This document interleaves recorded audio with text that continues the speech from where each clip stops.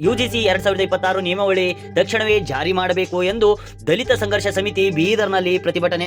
SC ST ವಿದ್ಯಾರ್ಥಿಗಳು, ಹಿಂದುಳಿದ ವರ್ಗ ಹಾಗೂ ದಿವ್ಯಾಂಗ ವಿದ್ಯಾರ್ಥಿಗಳ ಸಮಾನತೆ ಮತ್ತು ಉತ್ತೇಜನಕ್ಕಾಗಿ ರೂಪಿಸಿರುವಂತಹ ನಿಯಮಾವಳಿಗಳನ್ನು ತಕ್ಷಣವೇ ಜಾರಿ ತರಬೇಕು ಎಂದು ಒತ್ತಾಯಿಸಿ ಕರ್ನಾಟಕ ರಾಜ್ಯ ದಲಿತ ಸಂಘರ್ಷ ಸಮಿತಿ ವತಿಯಿಂದ ಇಂದು ಬೀದರ್ ನಗರದ ಶಹಗಾಂಜ್ ಬುದ್ಧ ಮಂದಿರದಿಂದ ಪ್ರತಿಭಟನೆ ಪ್ರಾರಂಭಗೊಂಡು ಡಾಕ್ಟರ್ BR ಅಂಬೇಡ್ಕರ್ ವೃತ್ತದವರೆಗೂ ಪ್ರತಿಭಟನೆ ನಡೆಸಿದರು.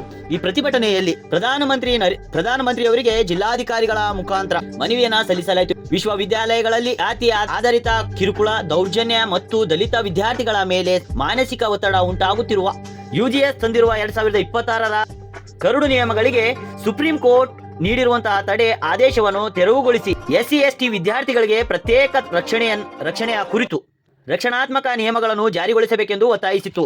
ಕರ್ನಾಟಕ ರಾಜ್ಯ ದಲಿತ ಸಂಘರ್ಷ ಸಮಿತಿ ರಾಜ್ಯ ಸಂಚಾಲಕರಾದ ಮಾರುತಿ ಬೋಧೆ, ಜಿಲ್ಲಾ ಸಂಚಾಲಕರಾದ ರಾಜಕುಮಾರ್ ವಾಗ್ಮಾರೆ, ಅರುಣ್ ಪಾಟೀಲ್, ಅಶೋಕ್ ಗಾಯಕ್ವಾಡ್, ರಮೇಶ್ ಶಿವರಾಜ್ ತಡಪಳ್ಳಿ, ರಮೇಶ್ ಬೆಲ್ದಾರ್, ಸತೀಶ್ ರತ್ನಾಕರ್ ಸೇರಿದಂತೆ ಅನೇಕರು ಈ ಪ್ರತಿಭಟನೆಯಲ್ಲಿ ಭಾಗಿಯಾಗಿ ಕೇಂದ್ರ ಸರ್ಕಾರದ ವಿರುದ್ಧ ಕಿಡಿಕಾರಿದರು.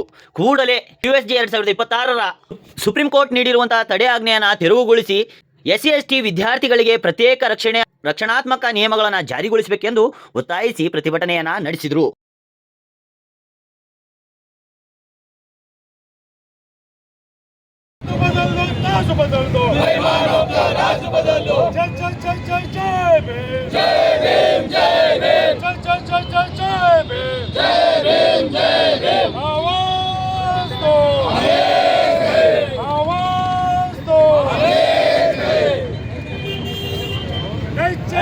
नहीं चलेगा, गुंडागर्दी नहीं चलेगा, मनवादी तेरी तानाशाही नहीं चलेगा, नहीं चलेगा.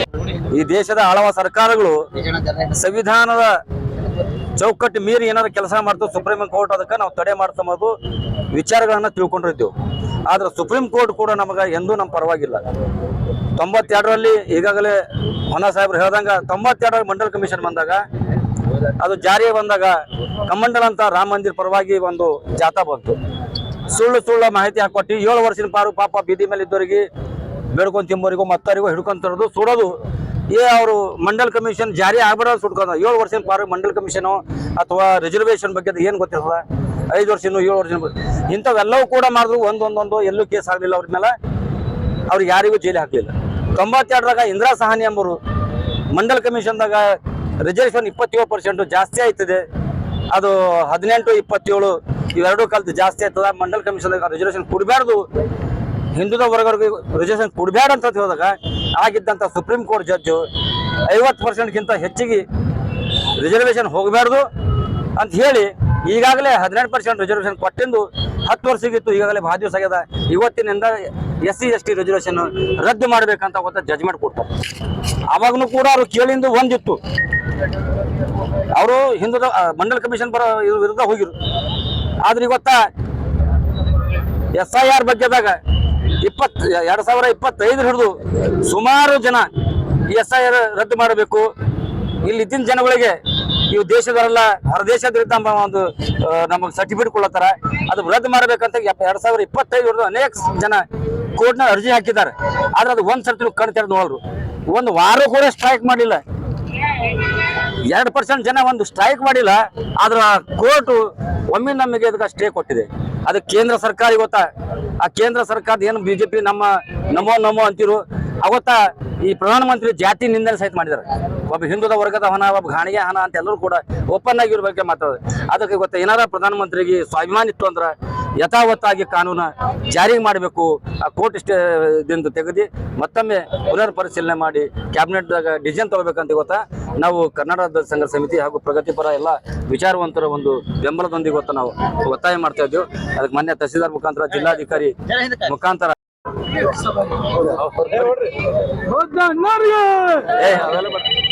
ಕರ್ನಾಟಕ ರಾಜ್ಯ ದಲಿತ ಸಂಘರ್ಷ ಸಮಿತಿ ಹೋರಾಟಕ್ಕೆ, ಕರ್ನಾಟಕ ರಾಜ್ಯ ದಲಿತ ಸಂಘರ್ಷ ಸಮಿತಿ ಹೋರಾಟಕ್ಕೆ UGC ಜಾರಿ ಆಗಲೇಬೇಕು,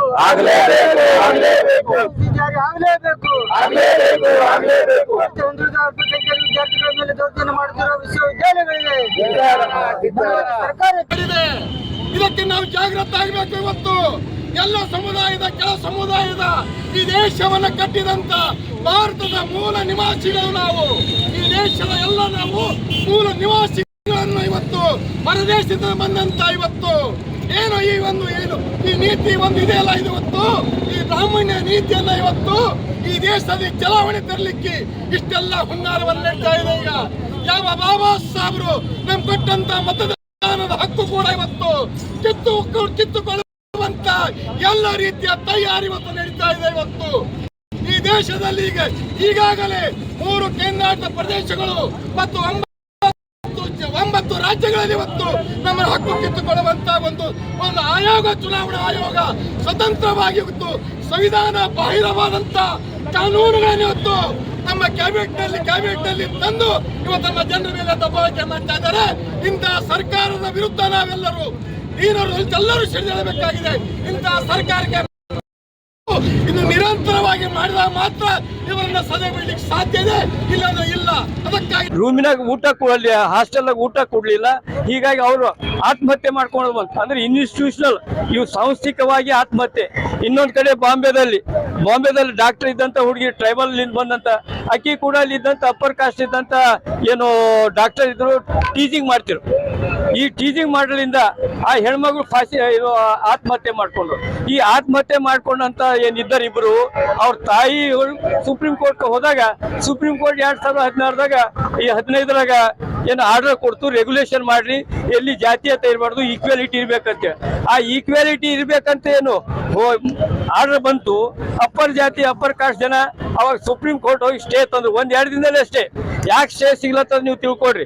ನೀವು ಬಡವ ಜನರು ಬಂದಂತ, OBC ಬಂದಂತ, SC ST ಬಂದಂತ ಜನ ಕಂಪ್ಲೀಟ್ ಆಗಿ ಒಕ್ಕಲದಾಗ ಬರ್ಬೇಕು. ಭಾಳ ವೈಕಲ್ರಿ ನಾ ಕೇಳ್ತಾ ಇರ್ತೀನಿ, ಬರ್ರಿ ಅಂತಂದ್ರೆ ಅದ್ರಾಗ ಏನ್ ಸಿಗ್ತದ್ರಿ ಅಂತ. ಯಾಕಂದ್ರೆ ನೀವೆಲ್ಲ ಒಕ್ಕಲದಾಗ ಬಂದ್ರೆ ಅನ್ಯಾಯಗಳು ನಿಂತು ಬಿಡ್ತಾವ ನೋಡೋದಿದ್ದೇವು. ಚೀಫ್ ಜಸ್ಟಿಸ್ ಆಫ್ ಇಂಡಿಯಾ ಮೇಲೆ ಚಪ್ಪಲಿ ಹಾಕೊಳ್ರಿ ಕಳ್ಳನ್ ಅಂತವ. ಮತ್ತ ಸನಾತನ ಧರ್ಮ ಕಿ ಜಯ ಅಂತ ಹೇಳ್ತಾ ಇರ್ತಾನೆ. ಸನಾತನ ಅಂದ್ರೆ ಅವ್ರು ಗೊತ್ತೇ ಇಲ್ಲ ಕಳ್ರಿ. ಇಲ್ಲಿ ಮೂಲ ನಿವಾಸಿಗಳು ಎಲ್ಲ ನಾವು, ಇಲ್ಲಿ ಕೆಲಸ ಮಾಡೋರು ನಾವು, ರೈತರು, ಕಾರ್ಮಿಕರು. ಅದು ಬಿಟ್ಟು ಇವತ್ತೇನಂದ್ರ ಯಾರೋ ಹೊರಗಿನ ಬಂದಂತ ಜನ ರೂಲ್ ಮಾಡ್ತಾ ಇದ್ದಾರೆ. ಈ ರೂಲ್ ಮಾಡಂತ ಜನರಿಗೆ ಕಿತ್ ಹಾಕ್ಬೇಕಾದ್ರ ನೀವು ರಾಜಕೀಯಾಗಿ ಫೈಟ್ ಮಾಡ್ಬೇಕ್ರಿ. ಯಾಕೆ ರಾಜಕೀಯ ಅಂದ್ರ ನಾವೇನು ಒಡೆದು ಹೋಗ್ಲತ್ತಿದೇವು. ಒಂದ್ ಕಡೆ ಕಾಂಗ್ರೆಸ್, ಒಂದ್ ಕಡೆ BJP ಅಂತ ಒಡೆದು ಹೋಗ್ಲತ್ತಿದೇವಲ್ಲ, ಇದು ನಮ್ ಶಕ್ತಿ ಕಮ್ಮಿ ಆಗತ್ತೆ. ಇವತ್ತ ಕೋಮುವಾದಿ ಪಕ್ಷಗಳು, BJP ಕೋಮುವಾದಿ ಇದ್ರು ಕೂಡ ಆರ್ಥಿಕ ನೀತಿಯಲ್ಲಿ, ಕಾಂಗ್ರೆಸ್ ಕೂಡ ಆರ್ಥಿಕ ನೀತಿಯಲ್ಲಿ BJP ಸಪೋರ್ಟ್ ಕೊಡತ್ತು. ಇವತ್ತು ನಮ್ ಸಿದ್ದರಾಮಯ್ಯ ಸರ್ಕಾರ ಇಲ್ಲಿದಂತ ಪ್ರಾಪರ್ಟಿ ಮಾಡ್ಲಕ್ ರೆಡಿ ಆಗ್ಯಾರ. ರಾಜಕೀಯವಾಗಿ ಸಿದ್ದರಾಮಯ್ಯ ನಾವು ಸಪೋರ್ಟ್ ಕೊಡ್ಲತ್ತಿದ್ದೇವು. ಆದ್ರ ಆರ್ಥಿಕ ನೀತಿಲಿಂದ ಮತ್ತೆ ಅವರು ಜಾಗತೀಕರಣ, ಖಾಸಗೀಕರಣ ನಡೀತಾ ಇದ್ದಾರೆ. ಇದೆಲ್ಲ ನೋಡಿದ ಇವತ್ತೇನು ಸರ್ಕಾರ ಬಂದವ, ಈ ಸರ್ಕಾರ ನಿಮ್ದು ಅಲ್ಲ ಸರ್ಕಾರಗಳು. ಅದ್ರ ಸಲುವಾಗಿ ನೀವು ಹೀರೋಯಿಸಮ್ ಅಂತ ಹೇಳಿಟ್ಟು ವ್ಯಕ್ತಿ ಪೂಜಾ ಡಾಕ್ಟರ್ ಬಾಬಾ ಸಾಹೇಬ್ ಅಂಬೇಡ್ಕರ್ ಹೇಳಿದ್ದಾರೆ. ಏನ್ ಹೇಳಿದಾರ? ನಮ್ಮ ವಿರೋಧಿಗಳು ಯಾರ? ಬ್ರಾಹ್ಮಣ್ಯಶಾಹಿ ಮತ್ತು ಬಂಡವಾಳಶಾಹಿ, ಇವೆರಡು ವಿರೋಧಿಗಳು. ಈ ವಿರೋಧಿಗಳಿಗೆ ನಾವು ತೆಗಿಬೇಕಾದ್ರ ನಾವೆಲ್ಲ ಒಟ್ಟಾಗಿ ಹೋರಾಟ ಮಾಡ್ಬೇಕಾಗ್ತದ. ಇಂಥ ಮೂಮೆಂಟ್ ಬಂದಾಗ ಎಲ್ಲರೂ ಒಂದಾಗ್ಬೇಕ್ರಿ. ಇಲ್ಲಿ ನಾವು ಏನಾಗತ್ತದ, ಒಂದಾಗದಕ್ಕ ಅಪ್ಪರ್ ಕಾಸ್ಟ್ ಜನ ಅಂದ್ರೆ ಕೋಮುವಾದಿ ಪಕ್ಷದ ಅವ್ರದ್ದು ಆಸ್ತಿ ಇದ್ದಂತ ಜನ ಹೋರಾಟಕ್ಕೆ ಮಾಡಲ್ಲ, ಒಡೆ ಪ್ರಯತ್ನ ಮಾಡತ್ತ. ಈಗ ನಾನು ಹೇಳ್ಬೇಕಾದ್ರ ನಾನಂತೂ